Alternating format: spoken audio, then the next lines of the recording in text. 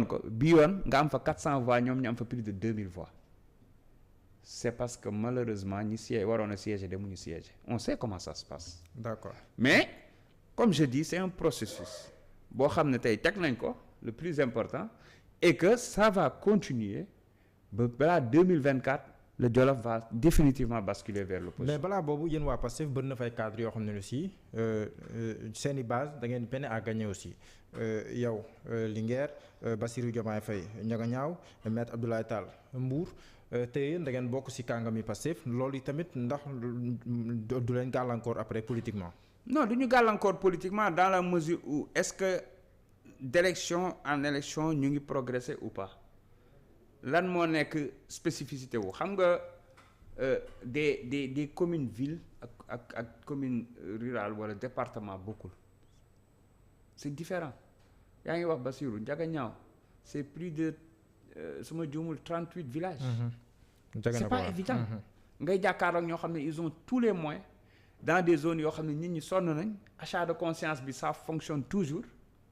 c'est pas évident. mais li ngay wax ni tam c'est grave. gars non je dis achat de conscience moom c'est avéré kenn si ñoom amul fitu weddi ko. kenn si ñoom non dama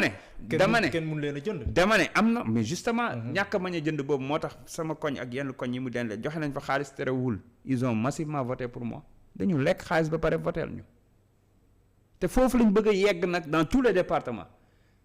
parce que am na ñoo xam ne yeggaguñu ci niveau wu lekk xaalis ba pare votel ki leen neex. comme ni mu yegsee fii ay Dakar ak yooyu parce que ñiñ ko seqal la ñoom loolu lañ xam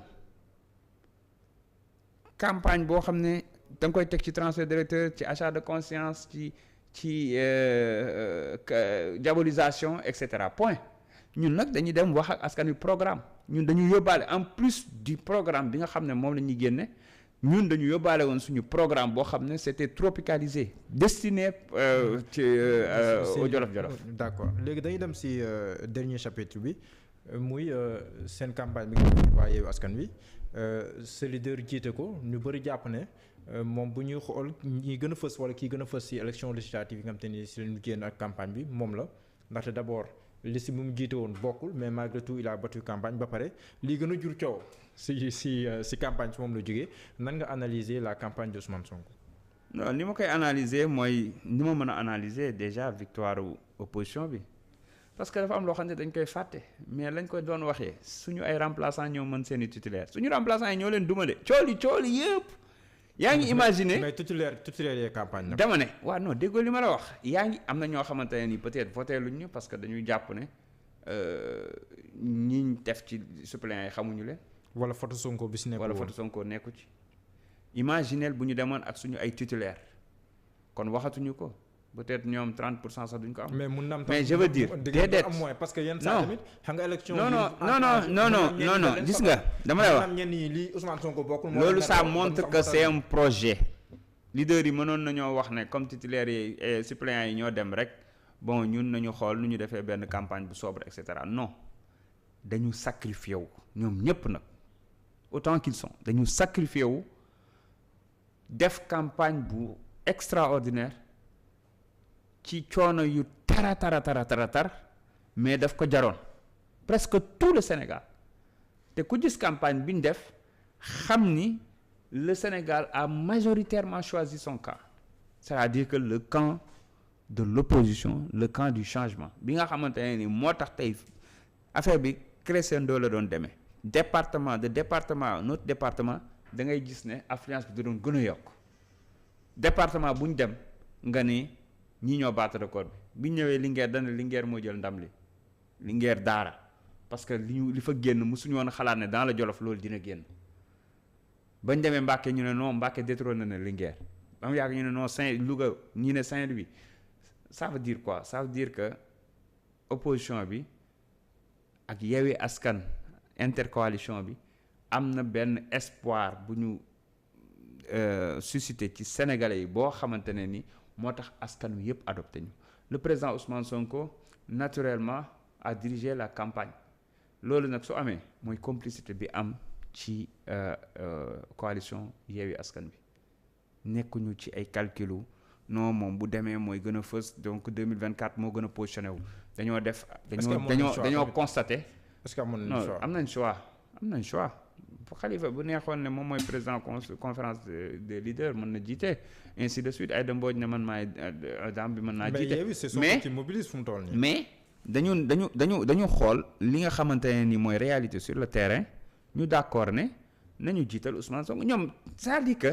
ñàkk ki ñaan bi am ci leader ak complicité bi am ci Yewwi Askan Wi boo nekkul seen biir mënoo ko comprendre amuñu problème yooyu moo tax Macky Sall jaar na fu ne mais mënul fexe ba dynamiter Yewwi Askan Wi nañu ko waxee woon local yi dañuy dem ensemble législative yi dañuy dem ensemble présidentielle ñu xool kay demoo leen ensemble ankay ak ñi si génn ñëpp ñoo si génn Yewwi ñoo génn dëgg boobu limal la liste bi daa gudd Maître Moussa Diop génn na Yewwi RS ban impact la am sëñ Mansour Sy Djamil génn na ba ban impact la am pour ñu voté benn bokk yaakaar l'essentiel génnul c'est le plus important moteur bi cadre yi ko créé woon ak ñeneen ñi ñëw après au contraire dafa yokk am na ñu bëri après lañ ñëw peut-être dañ ci communiqué wul parce que boobu ñu ngi woon ci période campagne yeeg waajal beeg yooyu ak combat yi ñu doon mëne mais je veux dire Yewwi Askan Wi tey la gën a dëgër te la ñu waxoon au moins réaliser nañ ko mooy wane ne Macky Sall est minoritaire dans ce pays on l'a réalisé présidentielle la ñu jëm s'il peut y avoir jàppuñ ne sax candidature unique moo gën mais s'il peut y avoir 2-3 pôles dans Yewwi Askan Wi dina am 2-3 pôles on va aller à la conquête du pouvoir su fekkente ne am na ku jàll premier tour c'est tant mieux su dee nag deuxième tour la ñi si des ñëpp soutenir ki nga xamante ne nii moo jàll deuxième tour c'était ça le pacte et on déggaat ko am na ñu jàpp ne Ousmane Sonko fait peur peut-être peur entre guillemets ñu bëri nañu jàpp ne rassuré wul ñu bëri nañu jàpp ne rassuré wul dans quel sens les pays occidentaux bëgguñu ñu si bari si ñoom bëgguñu mu falu parce que day menacer seen intérêt par rapport au gaz par rapport aux ressources pétrolières ak yi ni mel ñu bëri jàpp ne ku mel ni Ousmane Sonko rassuré wul ñu bëri te loolu mën na koo gàllankoor ndax yow am nga si gis-gis boobu. mais la mooy rassuré sama bopp ma la gën a du bañ naa la bu dee loolu nag ku mu rassuré wul nag yow naroo jàmm. Le président Sonko, encore une fois, comme Pastef, notre projet, c'est pas un projet boo xamante ne nii exclusif, c'est plutôt inclusif. Mais dañu wax ne préférence nationale d'abord, les intérêts de notre pays et de notre continent d'abord. Aujourd'hui, si on dit qu'on va renégocier tous les contrats léonins, on ne sera pas les premiers à le faire. Burkina l'a fait, des pays asiatiques l'ont fait. Un contrat léonin, c'est un contrat léonin. C'est un contrat qui n'a pas respecté les règles de l'art. Loolu dans tous les pays du monde dañ koy négocier, dañ koy renégocier. Dans certains pays même, ils ont mis les mécanismes ba nga xam ne contrat léonin du fa am. Léegi ñun, on va pas dire à la France que tu vas pas venir exploiter notre pétrole wala quoi que ce soit, mais tu vas le faire dans ces conditions-là. dañu ne bu ñu ñëwee dañuy tëggaat suñu code minier dañuy tëggaat suñu code pétrolier parce que bu njëkk bañ ko doon tëgg c'était pour attraction léegi leer nañu ne am nañu pétrole am nañu gaz am nañu or am nañu zircon am nañu phosphore am nañ c'est-à-dire que xam nañ li nekk suñu suuf ba pare qu'est-ce qu'on va faire nañ defaraat suñu code minier ba nga xam ne ticket d'entrée yi dootuñ ko négocier de la même manière di joxe ay 90% di jël 10% non parce que nekkatuñ ci phase boobu. dañuy dëggaat dañuy arrêté kii yi attribution yi tëggaat suñu ay texte ba mu leer nañ xoolaat politique RSE xoolaat ticket d'entrée yi xoolaat système transfert de technologie transfert de compétences intégré yooyu yëpp ba mu mucc ayib juristes yi ak spécialistes yi ñëpp liggéey ci ba mu mucc ayib ñu dooraa ubbi nag léegi nga xam ne texte yooyu nag ñooy cadre négociation yi ba dootu fi amati contrat léonin mais de la même manière lu ñu mën a wax ne dañuy continuer di jëflanteeg des pays étrangers maintenant jëflanteeg pays étrangers boobu ce sera dans le respect mutuel ça peut être avec la France comme ça peut être avec le Rwanda ou avec la Chine ainsi de suite on n'a pas de suñ doon am sax xëy na préférence vu ce qui nous lie côté histoire, culture, etc. Peut-être ça allait être la France. Mais quel que soit le pays, encore une fois, on ne regarde pas si c'est la France ou les États-Unis, etc. On regarde les intérêts du Sénégal et de l'Afrique. avenir politique am gannaaw bi ñu génnee ci législative yi na nga ko gisee ak du Pastef d'une manière générale parce que ñu leen wax yéen moom ba léegi dafoo leen congrès kañ ngeen def seen congrès nga boole question yooyu comme ça am tëjandoo. waaw xam nga parti moom le plus important mooy toujours ñi ci cadre respect texte yi liggéeyaat nañu règlement intérieur defaraat nañ am na yu bëri restructuration élargie parce que parti bi nag ñi ci dugg si bëri nañ. entre temps ñoom Yacine Fall ñoom Amadou Tidiane ay kàngam yu bëree ngi ñëw ak ñeneen ñoo xamante ne ni actuellement ñu ngi finaliser ak ñoom qu'est-ce que suñu parti dafa ubbeeku. la ko doon gérer di benn peut-être copile boo xam ne c'était moins d'une vingtaine de personnes mais mënatul tee parti bu mel ni Pastef il faut ñu ubbi ko mu yaatu ñu am bureau bu mag mën a taxawal conseil national bi mën a taxawal beaucoup de choses liggéey boobu nag ci lañ nekkoon temps yépp mais xam nga élection mënoo ko jub naan da ngay def liggéey bu ni mel. maanaam naan da ngay lancer loolu c'est-à-dire que da ngay liggéey élection yi jot dab la parce que élection yi dafa tegaloo malheureusement. nga affronter élection yi ba pare ak yeneen combat yi nga xam ne dab nañu ci parce que ñun du élection kese tout le temps ñi ngi xool nu ñu galgalee te xam naa ne fii ak 2024 noonu lay demee mais on est psychologiquement prêt. voilà on est prêt sur tout loolu mooy cëslaayu on est fa laa jëm on est prêt sur comment dirais sur tous les aspects pare nañ ci fànn yépp. Pour jàkkaarloog bépp xeetu galgal boo xam ne teg nañ ñu ko parce que ñun ci la ñu juddu ci la ñu màgg ci la ñuy dee moo tax encore une fois ñi ngi defar attelage bi nga xam ne lépp moom mooy mën a taawu màggaayu parti bi parce que parti bi léegi na mu toll la dans des semaines à venir di nga ci gis communiqué ñu ngi ci réunir ñu ngi ci waxtaan am na yu bëree bëri yoo xam ne def nañ ko ci en vue de 2024 mais incha allah balaa 2024 dina fekk lépp pare. ñu bëri dañuy jàpp ne Ousmane Sonko il est bien entouré certes mais il doit davantage s'ouvrir si ñoo xam ne nii am nañ benn expérience bi am nañ benn expérience au niveau de la chose étatique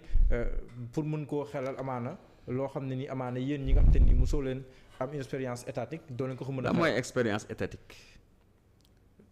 xam nga y a des termes yu ñuy génne yoo xam ne nekk fii gën a sori si au sommet de l'État fi mu gën a sori au maximum. am na ñu fi am expérience étatique bëri fii expérience étatique nii moom xamu ko. ñun amuñu expérience étatique mais ñi fi am expérience étatique ñëpp ñu si bëree bëri tey yaakaar naa ne booy xool suñu trajectoire romb nañu leen am na ñu fi am expérience yoo étatique yoo xam ne kenn nawloowu leen c'est pas ça. Les bons sont en train de venir massivement d'ailleurs et ces bons là. Est-ce que ils viennent de partout. non xaaral rek par exemple bu juumee est-ce que am na ku koy. mais benn ngi nii nga jàkkaarloog xam nga Pastef. parce que ñu bëri dañu naan nga baax nit ñi mënuñu comprendre non ay talibé la am amul ay militants. waaw d'accord nañ ko jàppee nu leen neexee mais le plus important mooy ku yàlla mës a may nga fekkee réunion Pastef. week-end passé moo ci mujj. di nga comprendre lu tax Pastef yegg fi mu yegg parce que ay nawle lañ ay moroom lañ même génération lañ ay nawle lañu kenn yaakaarul ci parti bi pour tekki alhamdulilah waxante dëgg bu jotee dañ koy waxante dëgg chaque fois te président Ousmane Sonko gis nga bu ñu jël décision du limité wu sax ci li copil bi décidé dañu réunion ba pare le même jour 18h ñu organiser waat avec les 45 coordonnateurs départementaux et les coordonnateurs de la diaspora ça se passe toujours comme ça loolu tax lépp lu mu décider parti bi moo ko décider moo tax ñépp ci ànd moo tax ñuy jàpp ne ay taalibe lañ fekk dañ ko waxtaanee en amont loolu nag moom mooy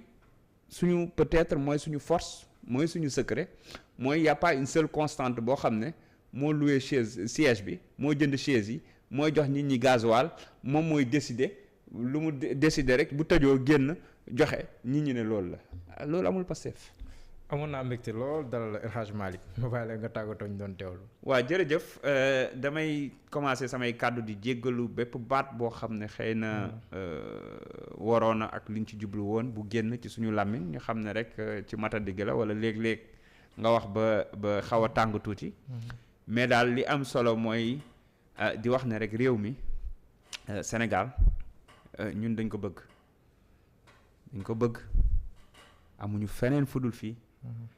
te lépp loo xamante ne nii nag laaj na ko ngir ñu sàmm suñu Sénégal sàmm suñu démocratie sàmm suñu ay liberté jël suñu réew defar ko ba mu bokk ci réew yi ñu gën a naw ci àdduna bi dinañ ko def donte suñu bakkan lay doon donc loolu moom dañu bëgg mu leer waaye dañu bëgg réewum jàmm dañu bëgg président Macky Sall comprendre message yu sénégalais yi xam ne mbirum troisième mandat jarul xalaat encore une fois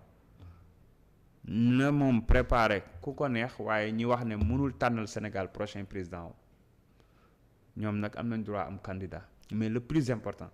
na organiser des élections libres et transparentes bàyyi nit ñi ñu bokk ci seen teeyu bakkan bàyyi askan wi ñu tànn ci seen teeyu bakkan ki ñu jàpp ne moo gën ci réew mi parce que jàpp nañ ne sénégalais yi ñoo gën a xam ki gën ci ñoom donc kenn mënu leen tànnal réew du ko nekk bitim réew du ko nekk fi biir réew kenn mënu leen tànnal njiit loolu daal laa ne mooy appel bu may lancé di wax ne ñi ànd ak moom tamit nañu gëm yàlla nangu dogal te bañ koo pousser ci loo xam ne dañ koy dugal ci guuta jërëjëf El Malick Ndiaye amoon naa mbégte lool dala la may fàttali ne yow yaa yore wàllum communication ak image parti Pastef amoon naa mbégte lool dala la noonu la amee mbégte jàkkaarloo ak yéen sant ak gërëm Aliou Ba mi nekkoon si xarale bi suba 8h incha allah ba 12h toll waaye 17h ultimatum 20h suñu émission soir incha allah wéy leen ak suñuy programme jaa ngeen jëf.